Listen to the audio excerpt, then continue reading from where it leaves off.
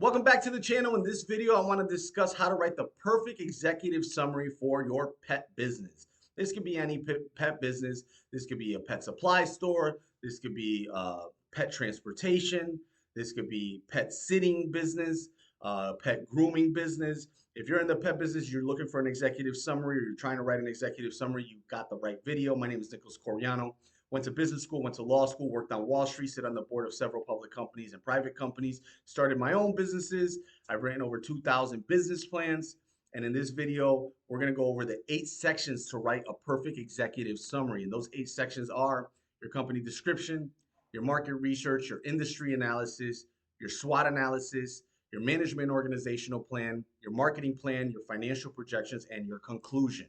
So let's go through each of these sections one by one. The company description. In the first paragraph, now remember, the executive summary should only be 1 or 2 pages, and each of these sections should only be 3 or 4 sentences. The whole point of an executive summary is to act as a one-page business plan. So each of the sections I just gave you are really exactly what a comprehensive business plan looks like. It's just more in depth. Okay, so the first section, the company description. The company description is exactly what it sounds like. You're going to talk about the products and services that you offer. So if you're a pet supply store, you want to say, we will be a pet supply store located at, give the general location if you don't have an exact location. And then we will sell items such as pet food, pet collars, pet this, pet that, right? And you're going to list several products and services that you're going to offer at your pet supply store. That is the crux of your company description section of your executive summary. Make sure to include this section, the location, whether you're an LLC or corporation. And again, the most important part, what are you selling? What products and services are you selling? After that, you're going to go into the market research. In the market research section, you're going to talk about the demographics of the population that you're going to serve.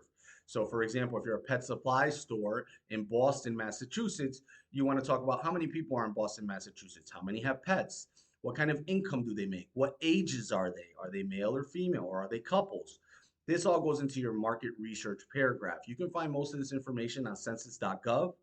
The United States Census Bureau does a census every 10 years, and they give you all of this information. So extract the pertinent information, leave out everything else, and make sure you understand your target demographic in your market research section. After that section, you're going to get into your industry analysis section. In your industry analysis section, you're going to talk about what the industry is doing. So let's say you have a pet grooming business. You want to talk about how many other pet groomers are there in the area? How many other are there in the United States? How much do they make on average? Right? If you're doing a pet supply store, what are the profit margins on a pet supply store? How many franchises are there? How many non-franchises are there? How many people does it take to operate these franchises? What are the gross margins? Now, most of this data can be found in paid for subscriptions like Bloomberg, IBIS World, Statista, which we have access to. But if you don't have access to this information, go to industry trade organizations like pet associations, pet supply stores. They usually have that information out there on what the industry is doing. Or you can just a quick Google search on what are pet supply store industry doing, right? What is the pet supply store industry doing? What does the pet industry look like in America? Just as a spoiler alert, it's a growing industry. People treat their pets like part of their family. So after the industry analysis section, you're going to go into your SWOT analysis. So now you covered your market demographics, you covered your industry analysis. Now you know what the strengths, weaknesses, opportunities, and threats of your business could potentially be or are if you already are established. So strength could be the pet industry is growing. A weakness could be we've never started a business like this. An opportunity could be we could potentially franchise this or expand to another geography.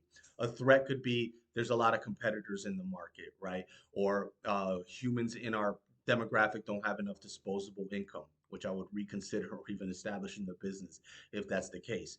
But you want to know the weaknesses and threats because you want to make sure that you have a plan of action to cover those things when they come to fruition, if they come to fruition. Okay. So that's a SWOT analysis paragraph, 4 sentences, 1 for each: strength, weakness, opportunities, and threats.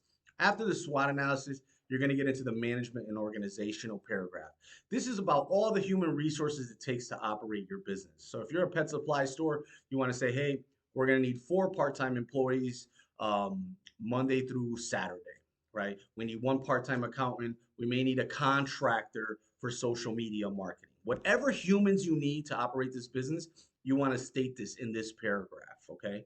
Full-time, part-time, whether they're contractors or whether they're full-time employees, whether you need them all year round or only seasonally. These are all things you want to include in this paragraph. After that paragraph, you want to go into your marketing paragraph. In this paragraph, really two things you want to focus on. You want to make sure you identify your target market. So pet owners in this case, right? And then where they're located and how you're going to reach them. Are you going to reach them through Facebook, through Instagram, through Twitter, and various other social media accounts? Is that going to be through engagement, organic reach, or are you going to pay for ads on social media? Are you going to run Google ads? Are you going to have a website? Are you going to have signage at your location?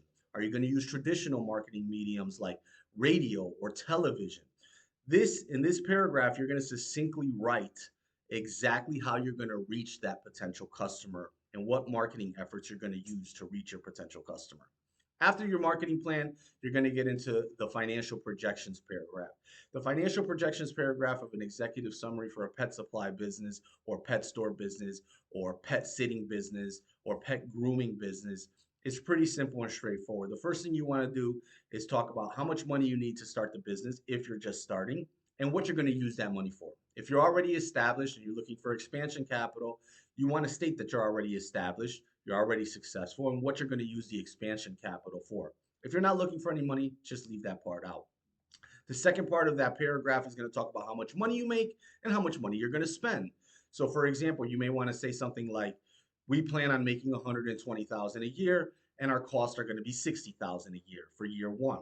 Year two is going to be 200,000 a year and our costs are going to be 80,000 and so on and so forth for the next 3 to 5 years. You can do this on a monthly basis. You can do this on a yearly basis. The whole goal is to get the reader to comprehend exactly how much you're going to make and how much you're going to spend so they can determine exactly what your profit margin is going to be.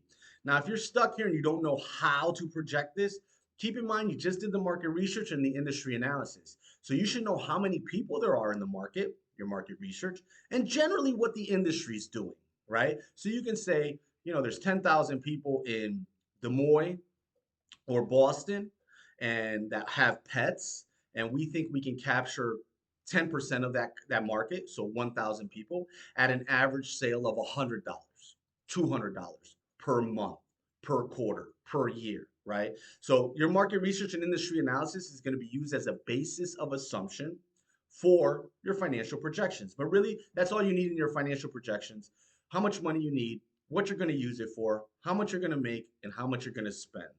Once you're done with that section, you're at the end of the executive summary. You're going to write a conclusion paragraph to summarize everything that you've just done. In the conclusion paragraph, make sure to include your value proposition, why you're special, and repeat your ask. If you're asking for something, if you're asking for investment, repeat that you need that investment, and then how you plan on taking on that investment. Are you going to take it on through debt? Are you going to pay it back like a loan? Are you going to take it on as equity? Are you going to bring in a partner, 40%, 30%, 60% partner for the money? Describe that at the end so the reader ends with that ask and they understand why they just read the document that they read. And that's it. That's how you create an executive summary for a pet related business. If you need help developing an executive summary or a comprehensive business plan, that's exactly what I do for my clients. You can reach me through my website, which I have in the link below. If you like this video, hit the like button, hit the subscribe button, share it with somebody that you think it would be beneficial to, and I'll catch you guys on the next video.